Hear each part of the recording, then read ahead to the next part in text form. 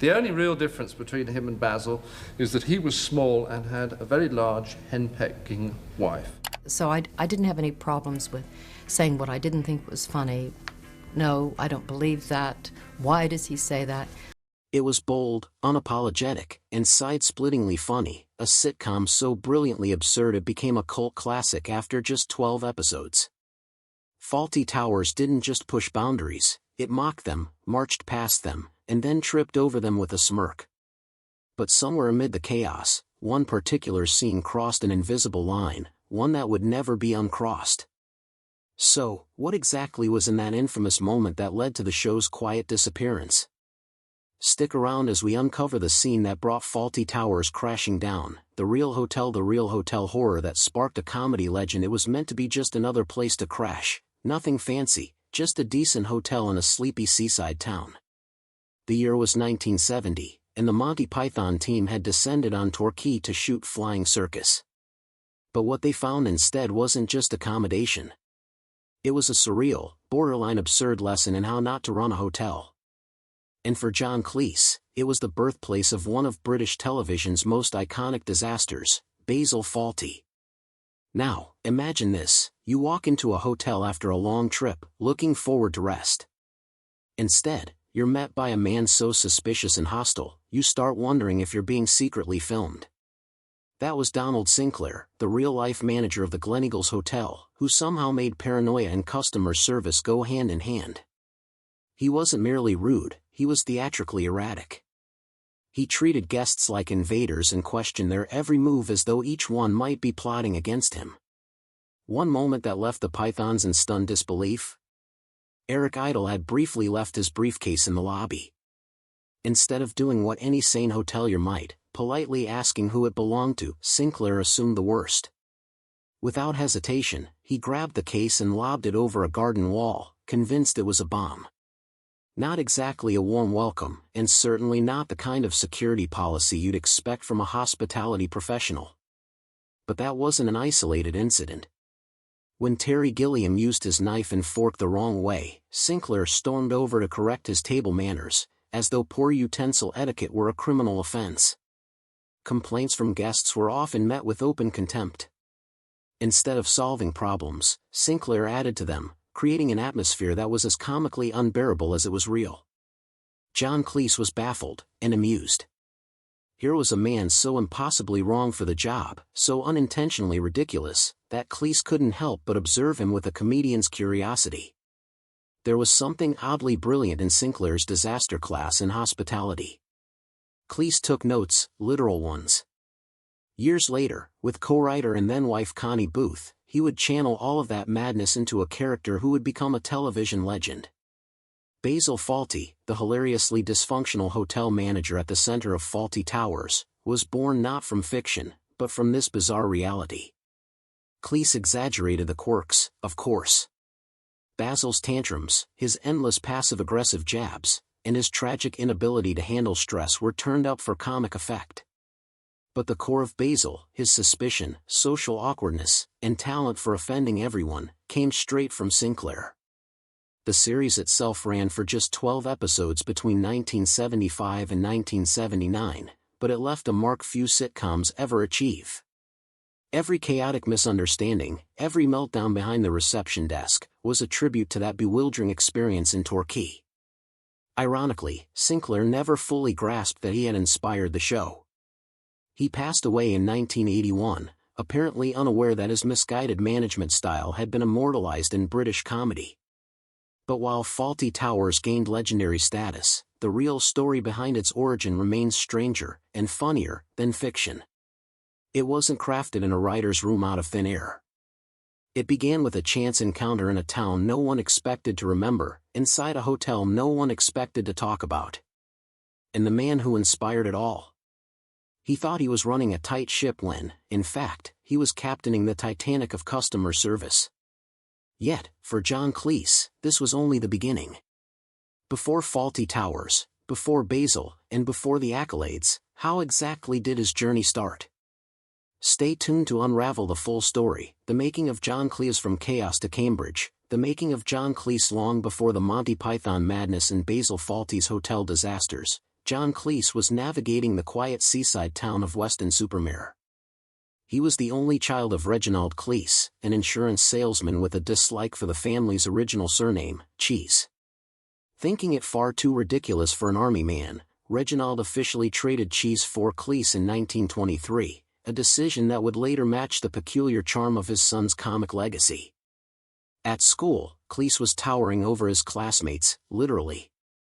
By 13, he was already more than 6 feet tall, his gangly presence a source of attention before his wit ever was. But behind the awkward height and the school uniforms, something else was brewing. His early education at St. Peter's Preparatory School, paid for by a family inheritance, planted 2 essential seeds, a love for language and a sharp eye for human behavior. He wasn't just a clever boy excelling in cricket and boxing, he was already studying the absurdities of life, albeit unknowingly. The classroom, however, wasn't enough to contain his curiosity. A statue prank during his time at Clifton College hinted at the kind of humor Cleese would come to master, dry, visual, and oddly intellectual. He painted footprints leading away from a statue of Field Marshal Haig as if it had wandered off to the bathroom. Juvenile mischief, perhaps, but even then, it was storytelling through farce. Still, not all moments were humorous. When Cleese discovered, at 17, that he had been passed over for a house prefect position despite his academic success, it left a mark. In his own words, it shifted his view of fairness and respect, something that would echo in the satirical lens through which he later examined authority figures and institutions.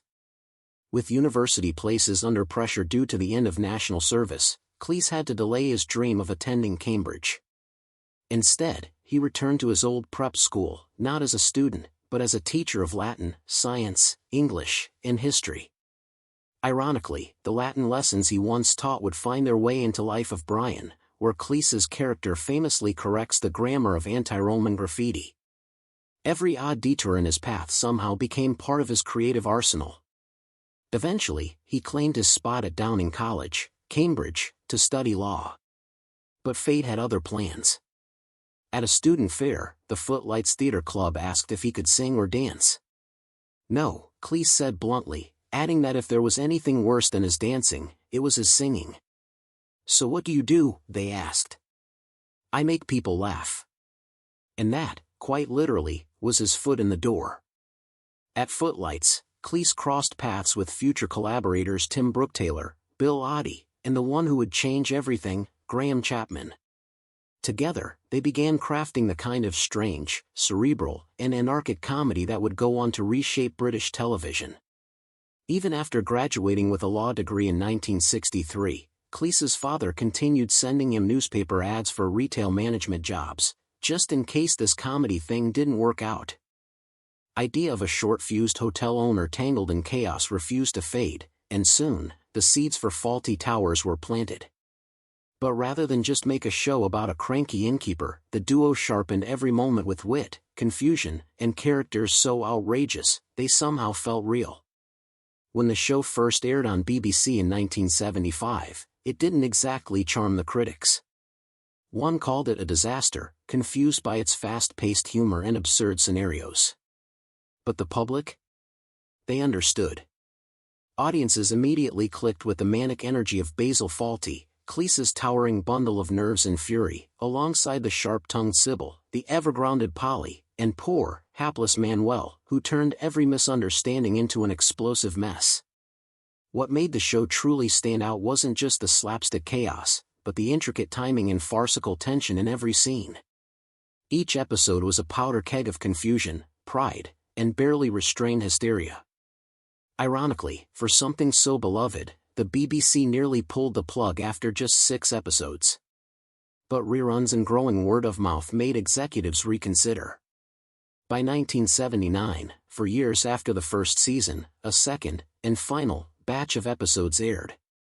Only 12 episodes were ever made, yet those dozen entries sealed the show's place in television history. Behind the scenes, the story was less cheerful. By the time they began filming the second series, Cleese and Booth were already divorced. Still, they pressed on as creative partners, determined to finish what they started. It was the last time they would work together, but their final act was anything but bitter. Together, they closed the curtain on Fawlty Towers in style, their artistic chemistry unbroken even if their marriage wasn't. Even now, decades later, the show's humor feels fresh. It's quoted, studied, and still watched by new generations who can't help but laugh at Basil's escalating fury or Manuel's innocent confusion. Fawlty Towers prove that chaos, especially the kind born from two people trying to turn disaster into comedy, can be timeless. And somehow, through that blend of awkward hotel service, frayed nerves, and pure farce, Cleese and Booth managed to give the world a sitcom that never checked out. The genius of Fawlty Towers. The lasting genius of Fawlty Towers. Though only 12 episodes were ever made, Fawlty Towers carved out a legacy far larger than its modest runtime, and this is where its magic refuses to fade.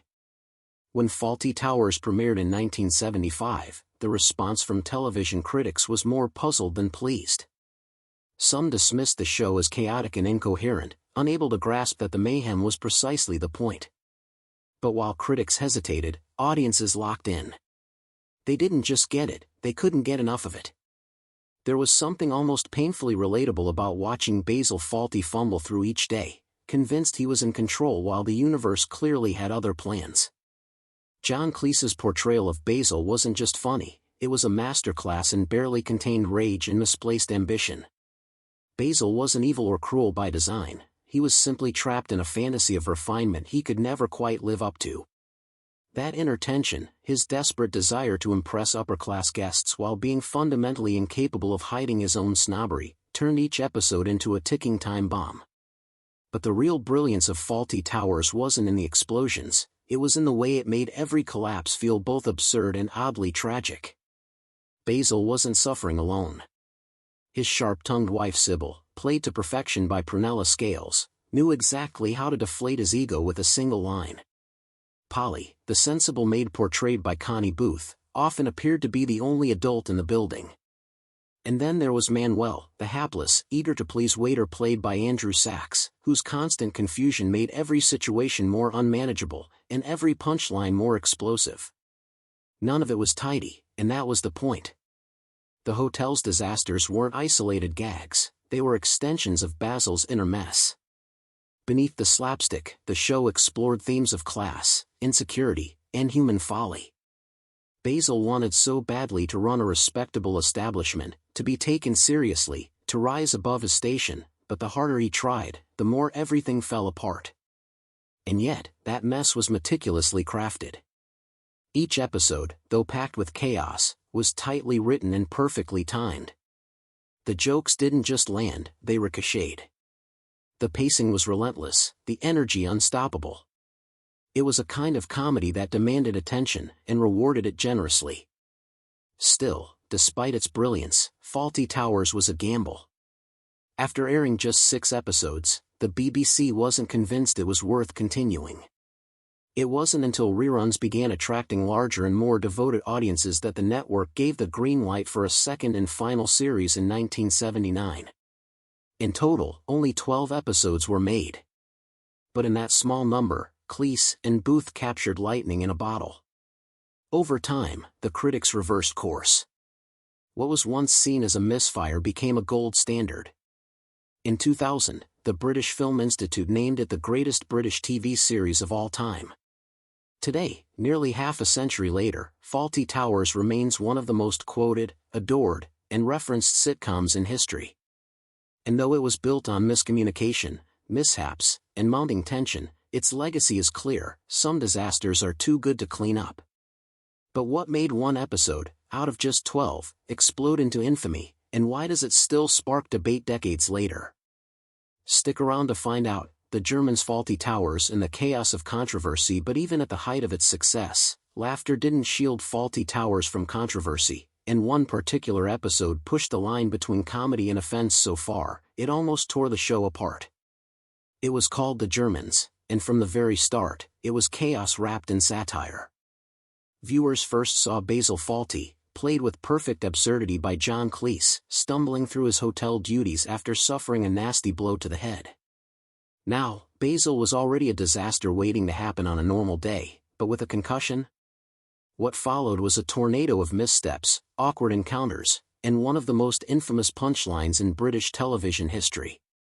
The trouble began when a group of German tourists checked into the hotel. Basil, barely coherent and desperate not to offend them, issued a firm command to his staff, "Don't mention the war." But true to his character, within moments, he was doing exactly that, and far worse. In his rambling attempt to play host, Basil spiraled into a surreal, fast-talking tirade full of the Second World War references, Nazi comparisons, and then, as if things couldn't get more uncomfortable, a full goose-step march through the lobby with an over-the-top imitation of Adolf Hitler. It was outrageous. It was completely over the top. And for some, it was just too much. British viewers were divided. Many couldn't stop laughing, recognizing that the real target of the joke wasn't the Germans, it was Basil himself. His ignorance, his arrogance, and his total lack of self-awareness were always at the heart of the show's humor.